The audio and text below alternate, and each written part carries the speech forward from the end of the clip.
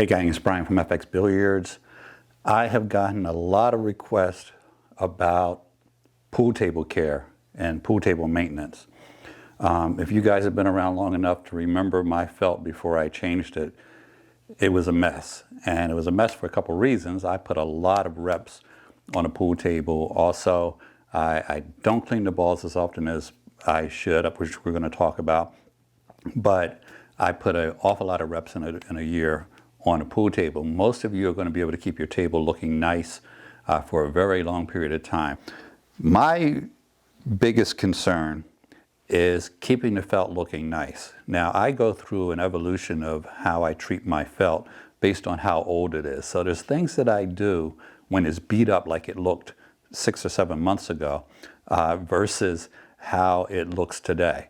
So I'm going to tell you what I do today and what I would do back then, which are actually different things. So, number one, keeping your felt looking nice. One of the things that is going to cause you to have problems with your felt, or at least hot spots, is going to be just friction from the balls going across the table. Now, you can't see it from that angle, but I can already see hot spots from my break shots. So one of the things that I do to try to keep the table from just having these white lines going up and down because my break is consistently from the exact same spot over and over again is I do move from side to side depending on the placement of the balls, how they're racked and what order they're in and things like that. But I also break from end to end. So this becomes the head spot maybe 1 week or one session, and that becomes the head spot another session.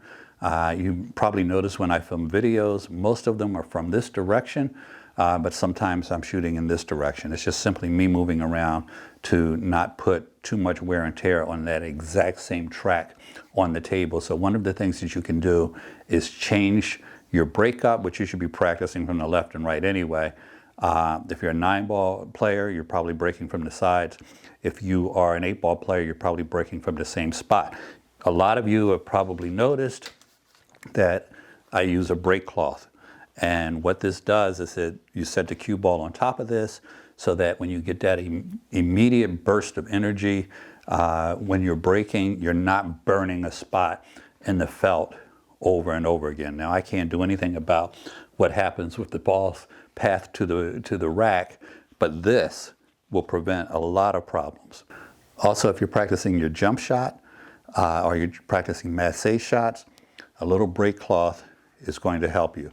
Now, if you didn't get this when you had your table covered, which you should have, I actually have about 10 of these, and I keep one at one end and one at the other, and the rest of them in a box. But if you didn't have them give you a little swatch of this, you can probably get one at a billiard supply store that recovers tables. They probably have some material laying around. If not, you can go to a fabric store and get it. I like to use the actual material so that I have the closest thing to the actual cloth that I'm breaking from. But those of you that have asked me about what this is in the videos, that's what it is. Cue ball goes on top of it to keep from, I literally burnt a hole at that end of the table from just a couple years of breaking over and over again from 9-ball. I've played with people. I was never this diligent about keeping my table clean, but I've played with people at their home who swear by not chalking over the table. And I tend to chalk back here just as a matter of my pre-shot routine. But if you guys are chalking up over the table, that chalk is falling down on the table and is making the table dirty. So if you can avoid chalking over the table, then you're going to eliminate some of that.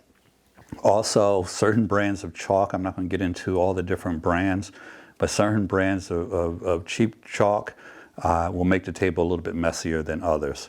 So those are all things that will help you maintain the table. Now that we're talking about hot spots, there are certain things you can't carry the break cloth around with you everywhere as you shoot. And there are certain things that you do as a shooter that will create hot spots on your table beyond doing massé shots and jump shots. One of them is if you have players who are trying to shoot draw shots and they're shooting down on the cue ball, even when they don't have to. Now, sometimes you're on the rail and you have to shoot down on the cue ball, you're shooting over a ball. But people that shoot down on the cue ball tend to put hot spots on the table. You'll see hundreds of them. Go to a, not even a pool hall, but go to a place that sells pool tables. If they have a table there for people to practice on, you can see the hot spots all over the place. That's not from people shooting jump shots and massays. That's from people that don't know how to shoot, shooting down on cue balls over and over again and creating hot spots on the table. So you're going to get them, but we're talking about how to slow down some of that process. Another thing that's going to help you, and we're going to talk about that in the third part of this video, is keep the balls clean. If you keep the balls clean, it is going to reduce the amount of friction. And if you reduce the amount of friction, it's going to create fewer track marks and hot spots on your table. So keep the balls clean. We'll talk about how to do that later on in the video. And the last thing is, besides keeping the balls clean, use quality pool balls. I really go through this thing when I talk about quality cues, quality balls, quality chalk, all of this stuff, because I know this stuff is expensive. A good set of pool balls can be 5 times more than what you can buy at a Walmart or you know, a cheap set of balls. And they all look the same. They all have the same numbers on them. They're all the same size, but good quality pool balls, like you find with Aramith, are more expensive. Well, there's a reason they're more expensive, because they're phenolic and they're not made with some cheaper substance. The cheaper balls are more likely to leave track marks and burn your felt, simply because they're, I don't want to get into the science behind pool balls, but the materials that they're made with create more friction, and as a result create higher track marks and hot spots. So if you can afford good quality balls and you've been skimping on it, go ahead and get yourself some quality balls. At the minimum, get a good quality cue ball. This is a $30 cue ball, but I have one that looks just like it that was $10. But the phenolic balls are going to have a lot less friction and create a lot less havoc on your pool table. So keep that in mind. Now let's talk about cleaning your table. There are a number of ways to clean your table. I'm going to talk to you guys about ways that I clean my table and that I have cleaned my table in the past. And you can make up your mind how you want to go about doing it. But the reality is, if you watch 5 videos on cleaning your pool table, you're going to get 5 different suggestions, most likely. There are certain constants, and most of the things that I want to talk to you about fit into those constants. Now, I know my man Jim from Bang Time made a pretty decent video on how to take care of your pool table. I'm going to expand on that a little bit by showing you guys what I do, but his video was really good on cleaning your pool table. First thing you should know, as far as my table, I don't use brushes on my table. I don't use traditional brushes. I have in the past, but there are other devices that I use rather than the brush. But if you have a brush, there's certain things you want to do with that brush as far as brushing your table. Most of them are common sense, but people don't seem to keep that in mind. First off, when you're brushing your table, go the length of the table. Do not go across the table. You want to go the length of the table. Make sure you get the rails as well. And don't do silly things like brushing the dirt into a pocket. I knew some guys that would clean the table by brushing all the dust into the pocket. And I said, well, what happens when the balls go in the pocket? And they looked at me like, oh, we never thought of that. Well, like I said, certain things are common sense. So I did see a good illustration of actually a snookers player talking about brushing the table, and he had a very interesting idea that you're going to brush the table and leave the dust just outside of the edge under the bumper, and then you're going to go through with a vacuum cleaner, which we'll talk about in a second, and get that dust up. But don't brush it into the pockets. The balls go into the pockets, the balls come out, and then the balls go on the table. That's just kind of silly. Another tip when brushing the table is keep the brush flat. Do not flick the brush up in the air. If you're doing this all you're doing is taking the dust off the table and bringing it back down onto the table. Another one of those common sense things. So keep the brush down as you go across the table. Then what you want to do is that dirt that you've kind of pushed into an area, you can take a vacuum, and this is a very touchy subject here with these vacuums. This vacuum has very limited suction, just enough to pick up dust. If you use a hardcore industrial vacuum on your pool table, you could very easily destroy it.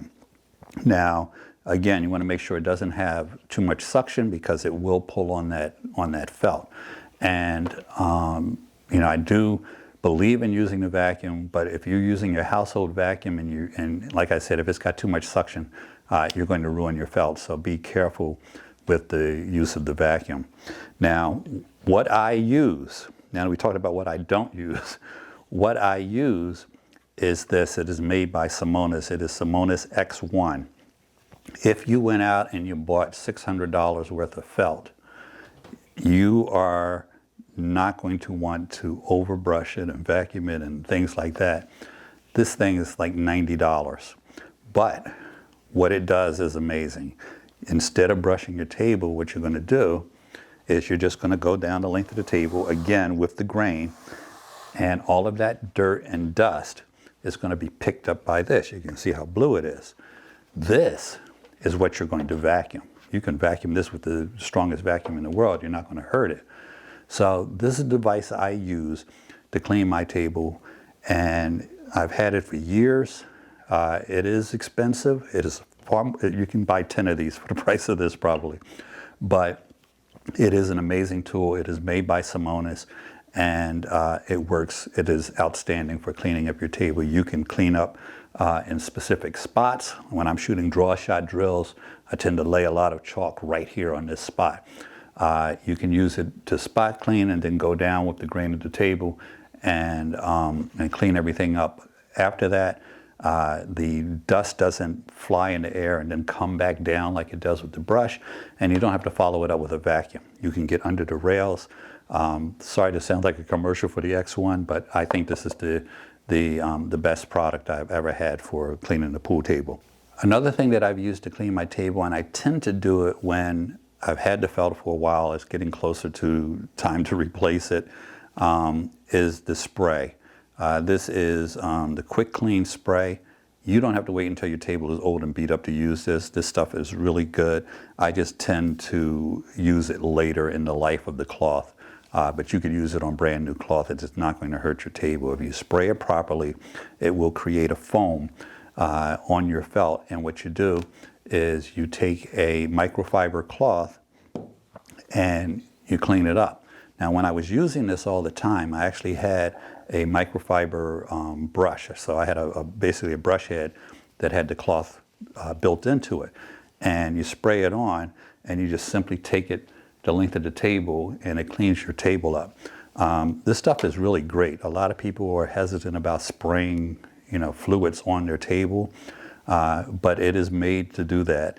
And unless you really misuse it and hit a hot spot, when you're spraying it and just spray too much in one area, it's not going to create any smudges or any areas that look like they're wet.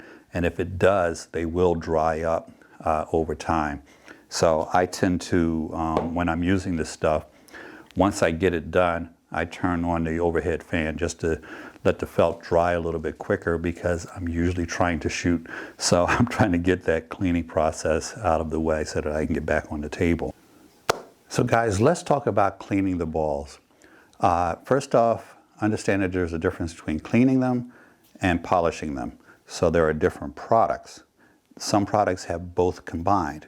Now this product here is a ball cleaner and polisher. I tend to use the cleaner and then the polisher separate. But think in terms of washing your car versus washing it and polishing it. This stuff is not bad. I will leave a link maybe to this one in the description. But the cleaner that I tend to use is the Aramith ball cleaner. Now I have a little cleaning machine, but I hate the thing. What it does is it cleans the balls one at a time. It is a great idea. You hold the ball down on there and it swings around and it cleans the balls. But I find that it's easier to just sit while I'm watching TV and take the balls with some solution on a microfiber cloth and just wipe the balls clean. The other thing is, this is made by Bright. It is a pool ball polisher. I'm sure Aramith makes a polisher also. I haven't done a lot of polishing, but I do use Aramith for cleaning the balls. Clean them regularly and it will create fewer hot spots on your table and fewer track marks, because the dirt on the balls are going to create issues for you. So if you can keep those clean, it's going to be a lot better for your pool table felt. So I hope you guys found this video helpful. Whether you have a table or not, hit me in the comments. Let me know what you've done to take care of your table. If you learned anything new, if there's any questions that you have for me, if there's any things that you know about cleaning the table, cleaning the balls, maintaining the table that I did not cover. I kind of took this stuff off the top of my head, so I'm sure there's some subjects that I didn't touch on. So either ask me a question or correct me on things if you're doing things differently or you know better than I do about some things. So don't forget to subscribe. Thanks for watching and good luck with your table.